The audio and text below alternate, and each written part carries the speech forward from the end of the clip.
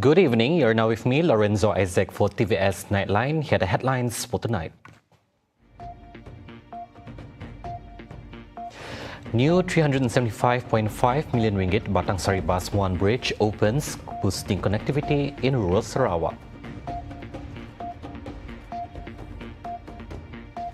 10 million ringgit allocation to strengthen unity programs, said Prime Minister Dato Seri Anwar Ibrahim. In world news, over 700 killed in SWEIDA clashes as Syria declares ceasefire.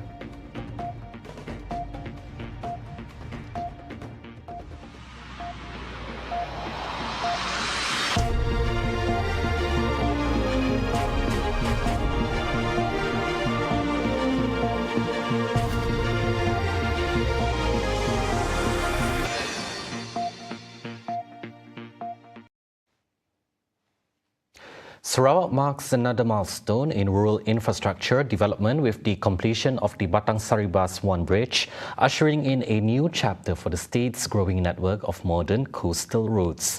Sarawak Premier Dato' Peninggi Tan Sri Abang Johari Tun Openg said the 1.55-kilometre bridge, built for 375.5 million ringgit, not only connects coastal towns such as Pusa and Beladin, but also unlocks major potential for local economic growth and modern agriculture. Siapnya jambatan Saribas 1 adalah satu-satunya penghubung kepada projek jalan pesisir di mana ia dapat menghubungkan rumah panjang dan kampung-kampung di kawasan pesisir khasnya dan sekaligus dapat membuka banyak kegiatan ekonomi, termasuklah pertanian moden. Saya juga mengucap terima kasih kepada rakyat di kawasan Betong ini yang telah memberi kerjasama dalam kita melaksanakan projek yang besar di mana ongkos Saribas 1 ini ialah lebih kurang 375.5 juta ringgit. He said this when officiating the opening of the Batang Saribas 1 bridge and the launch of the Betong Division Development Agency (BDDA) on Saturday. According to him, the bridge will allow residents along the coast to travel to Kuching without relying on ferry services, saving time and improving transport efficiency. Meanwhile, Beladin is set to be transformed into a modern agricultural hub after the Sarawak Premier approved the development of a 10,000-hectare agro-park in Sebangkok, as proposed by Beting Maru Assemblyman Razali Gapur. According to Abang Johari, an initial 10,000 ringgit will be allocated to conduct a soil study to determine suitable crops before development begins.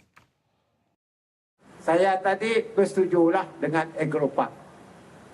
Tadi YB Razali minta agro-park di kawasan Sebangkok. Yang itu tadi ya, kejamatan Nesra. Okey, kita buat. Pertamanya, yang minta 10,000 hektar, saya minta Land Survey untuk membuat kajian ke atas tanah tersebut. Dan kita bangunkan dengan tanaman yang sesuai dengan tanahnya. Soil structure. At the same time, the Premier also announced the construction of modern housing units for residents in Beting Maru, Pusa and Beladin, the upgrading of electricity supply to Phase 3 in the Betong Division, and efforts to improve internet coverage and quality in rural areas.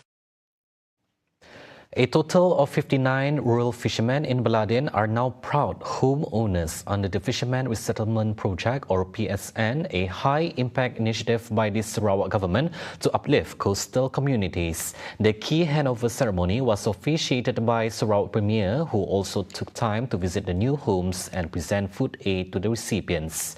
The first phase saw 68 modern home builds for 6.8 million ringgit, each designed with amenities to improve fishermen's living conditions. The project is a collaboration between the Ministry of Agriculture and Food Security, the Sarawak Government, the Malaysian Fisheries Development Authority (LKIM), and the State Economic Planning Unit EPU.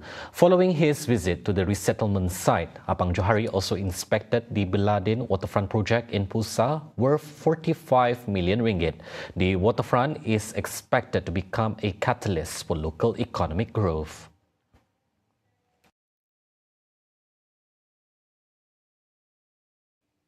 Sarawak is making steady progress in strengthening its land transport network, with 5 out of 16 planned strategic bridges now fully completed.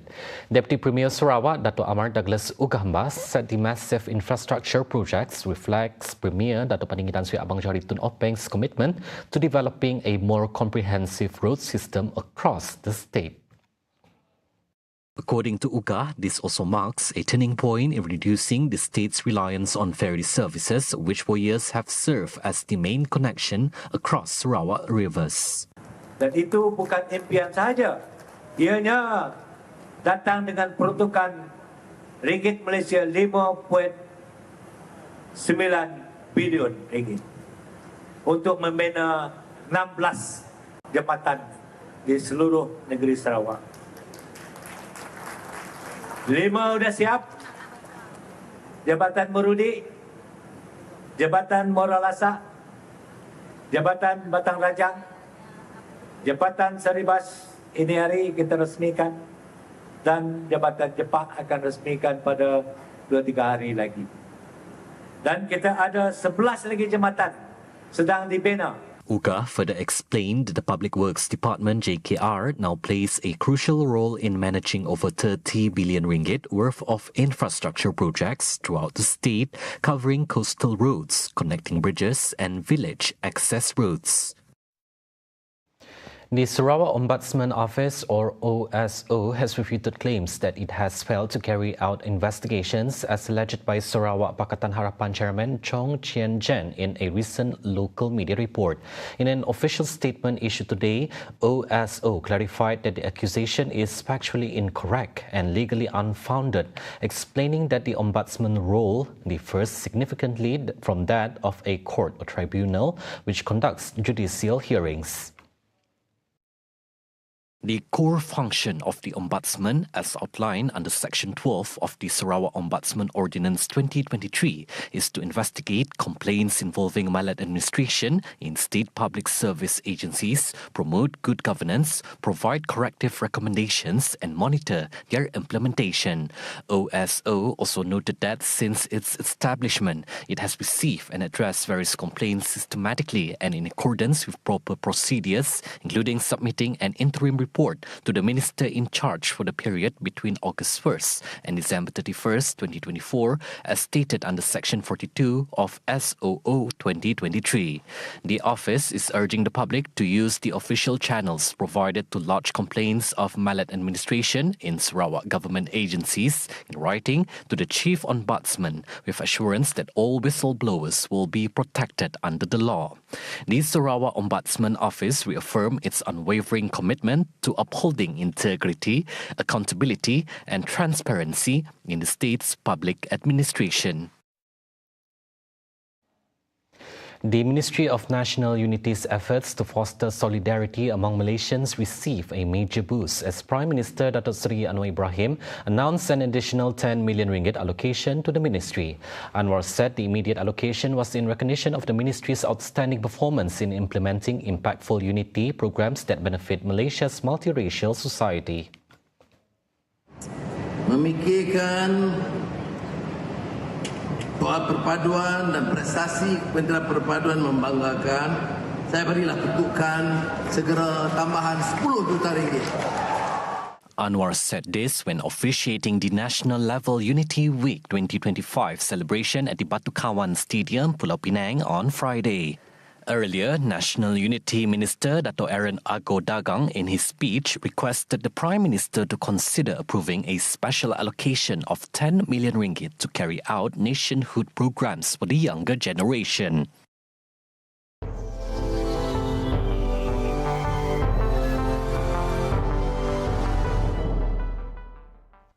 On world news, deadly clashes in southern Syria have killed at least 718 people in just under a week, one of the bloodiest episodes in the Druze majority province of SWEIDA.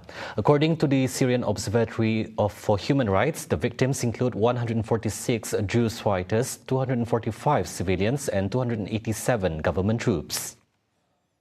A shocking 165 civilians were reportedly executed by Syria's Defense and Interior Ministry forces. The violence also saw 18 Bedouin fighters killed, along with 3 others allegedly executed by Druze fighters. 15 more Syrian soldiers were killed in Israeli airstrikes during the clashes.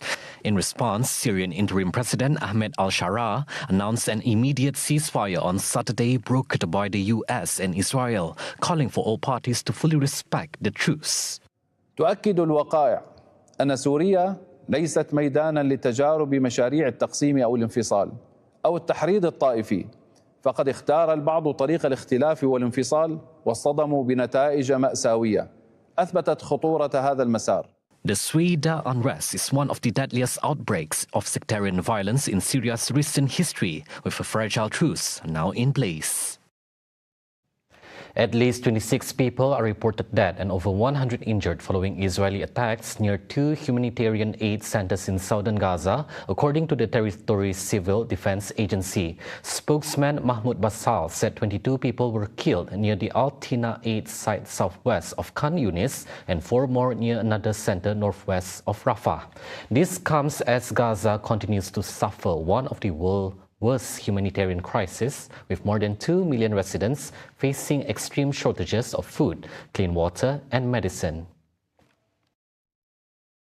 كانت بطريقة وحشية تتعامل مع المواطنين، تطلق النار في كل الاتجاهات. كان هنالك أطفال ومرة في الطرقات في موقع استشهاد الشهيد عمرو علي كبهة الذي ارتقى برصاص الاحتلال. The UN said over 875 people have been killed while attempting to access food since the foundation began operating in May, nearly 700 of them near its 8 points. The ceasefire talks ongoing, the free flow of aid into Gaza remains a key sticking point in the 21-month-long war. A tragic start to one of the world's biggest music festivals, as a Canadian woman has died after falling ill at Tomorrowland in Belgium. Belgian prosecutors have launched an investigation into the death of the 35-year-old who collapsed during the festival's opening night on Friday in Boom, near Antwerp. She was rushed to the hospital but later pronounced dead. This year's event saw a fire destroy the main stage, but organizers managed a quick turnaround with an alternative setup. Authorities have not released further details pending the outcome of the investigation. From the first thing that we saw lots of smoke that's coming out from the main stage side. Then like 5 minutes later on, it started fireworks exploding. And of course we were feeling sad and wishing no one didn't hurt, you know. And we watched the daylight fireworks, like continuing in half an hour. That was the bad feelings, and we were like, of course, wishing to not somebody get hurt about it. But it went so long, like in an hour or something, just black smokes on everywhere. Ah, c'était déchirant, c'était trop triste.